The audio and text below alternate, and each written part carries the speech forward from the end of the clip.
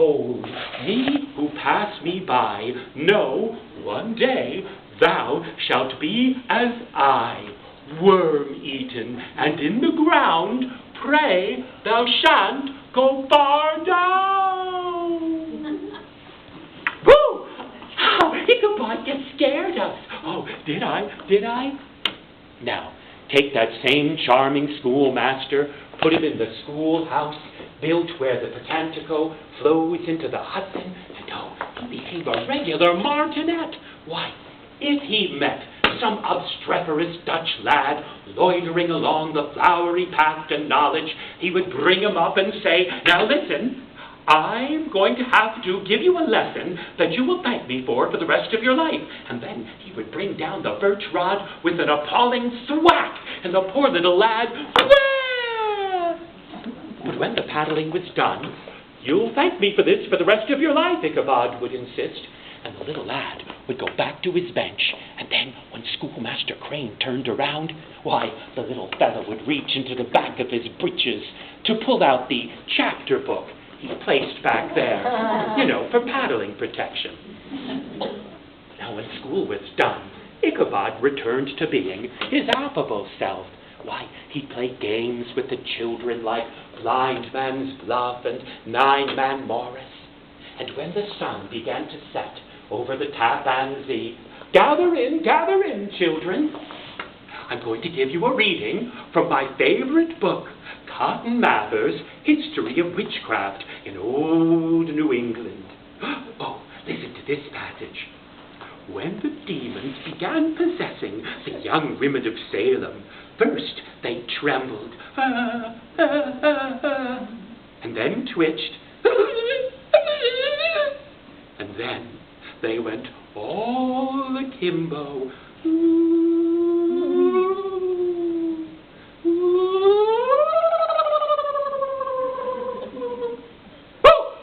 Oh, Ichabod Crane, you scared us. Oh, did I? Well, then as the sun sank, Ichabod Crane faced a certain situation. See, though he was exceedingly lank, he possessed the dilating powers of an anaconda, and he couldn't feed himself on his meager schoolmaster's ration. Thus, he would go out and would seek from among his students one whose mother was a goodly cook, and he would do everything to endear himself to the ladies, and he wasn't above using flattery, saying, "Oh, Gabe Van Winkle, I must say that the stars in the sky are jealous of the sparkle in thine eyes." And inevitably the lady would melt and say, "Oh, Ichabod Crane, you're so charming. How would you like to stay for dinner?" And Ichabod would say, "Oh, I mustn't. Refuse such a kind offer." Plop himself right down at the head of the table, and in would come the farmer. "Oh, mein Frau, I'm famished witness. Mein Frau, you haven't invited the scarecrow schoolmaster over for dinner, have you?" "Oh, yes, I have. He's so charming. Charming? He's got the dilating powers of an anaconda." Indeed, in one sitting, Ichabod would devour an entire roasted duck. He would drink down a bowl of succotash and still have room for a dowdy donut or two. Here was a man who enjoyed eating the way some gentlemen enjoy a fine snifter of brandy.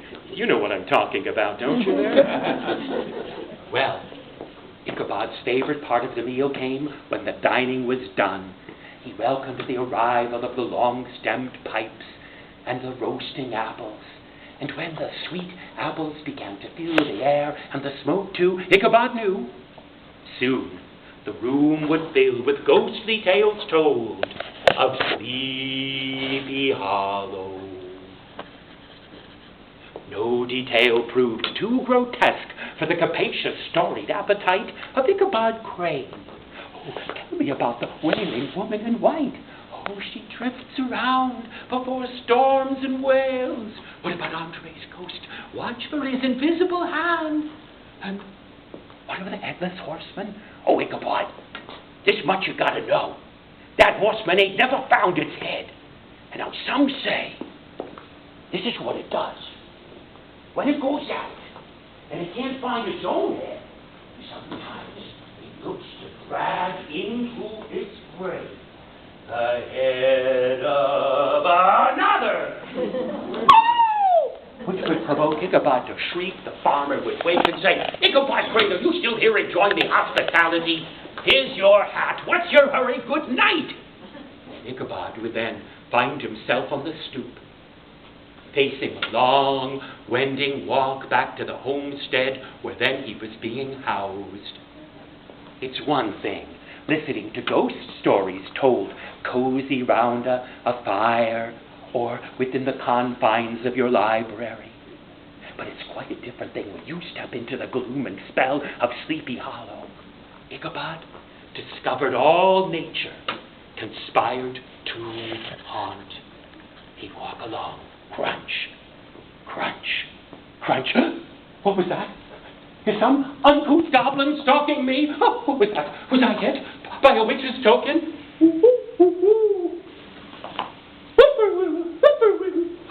What's that? The spooks, the spirits, they're being called out. Of course, 'twas nothing more than the whippoorwill, the barred owl, a falling acorn, and the goblin stalking him was, why, nothing more than dry leaves beneath his feet.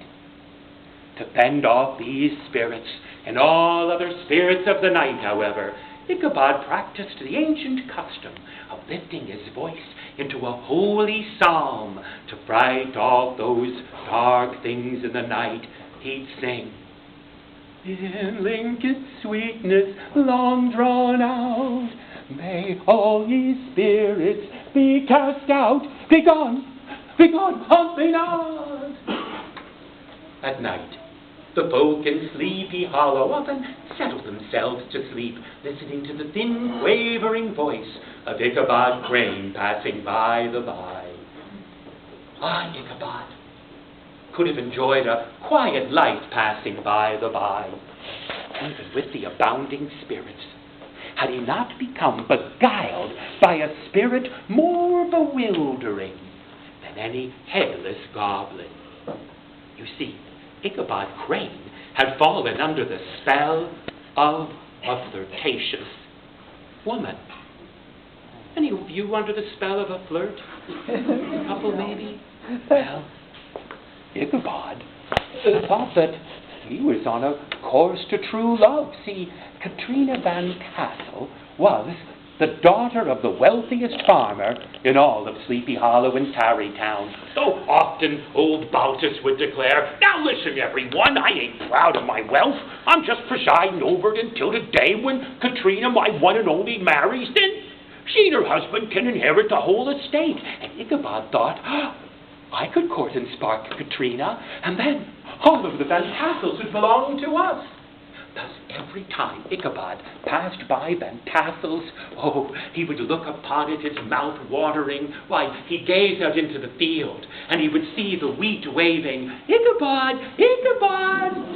and when he got by the orchards, the apple trees would sing, "Pick me, Ichabod! No, pick me!" And when he got down by the duck pond, Ichabod saw all of the ducks lined up in rows, roasted, swimming in rivers of their own gravy, whack, whack, whack, whack, whack, whack, whack, whack, glump, whack, whack, whack, whack, glump, right into his awaiting mouth. He thought all he need do was court Spark and marry Katrina. But there were many taking interest in Katrina, and with good reason. I mean, she wore a stomacher of an ancient fashion in order to give, how can I say this, a certain uplift to her appeal. You don't get that joke, do you? Oh, good. And she also wore scandalously short petticoats in order to better reveal the most well-turned ankle in all of Sleepy Hollow.